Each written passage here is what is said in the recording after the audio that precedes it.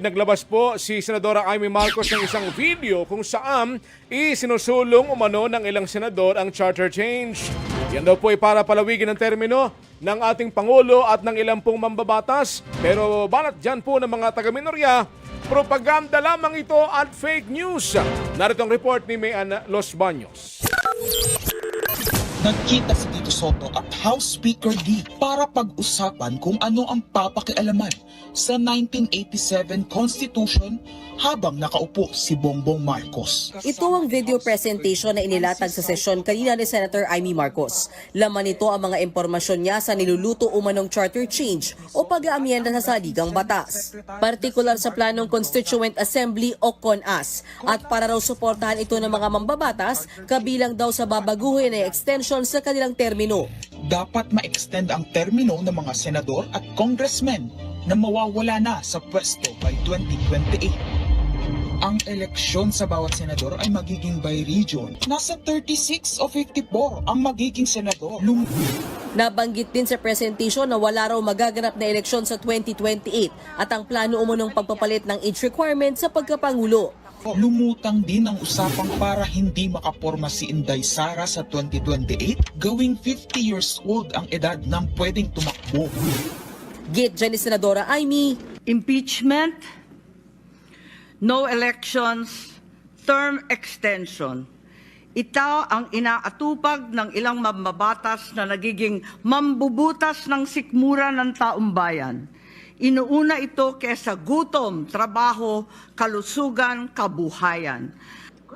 Bukod sa CONAS, lumutang din sa video ang pagkapalit ng liderato sa Senado. Gaya ng post ni Congressman Kiko Barzaga, na Grade 13 daw ang mga majority at Bulaga 11 naman ang minority. Lahat yan, pinalaga ng mga taga-minorya. Sabi ni Senator Mig Zubiri, propaganda at dapat tanggalin sa record ang presentation. That should not be shown here. Because what will stop us now, Madam President, for that lady senator, that we come up also with a propaganda video here, papalabas din namin, yung mga sala nila.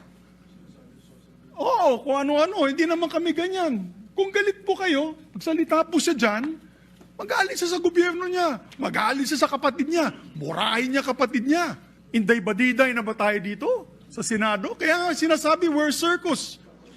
Si Senator Tito Soto na-offend. Hindi raw nila napag-uusapan ni House Speaker Bogie D ang charter change. Bogie D is my golfmate. Ang talagang topic namin was the new TW777 of Honma Meres. It's a new set of clubs. Ang kailangan daw ayon kay Soto, I have never been in favor of chacha. Ang kailangan natin, katcha, character change. may banat din Senadora Risa Hontiveros sa video ni Senator Amy. Ganito na ba kababa ang inaabot ng politika sa Pilipinas? Na hanggang dito sa floor ay magbabatuhan tayo ng putik. Delivering a privileged speech is not the same as having the privilege to have fake news entered into the official record. Ayon naman kay Senator Kiko Pangilinan, hindi nagkaroon ng pagdinig sa charter change ang Committee on Constitutional Amendments noong siya pa ang chairperson nito. From August 12 until May 11, Mr. President, the Committee on Constitutional Amendments never held hearings on constitutional change. The Senate did not entertain charter change under my watch. Nagkakaisa naman ang buong minorya sa mosyon ni Zubiri na tanggalin sa record ang mga akusasyon ni Senator Amy. Pero sa huli, umatras din si Senator Amy at binawi niya din ang kanyang presentation. Dahil dyan, inatras na rin ni Zubiri ang kanyang mosyon. Pero isang hamon ang kanyang iniwan. Hinihikayat ko ang mga senador ngayon sa ating bulwagan. Ipangako natin sa taong bayan na may eleksyon sa 2028. Mula sa presidential hanggang sa lokal.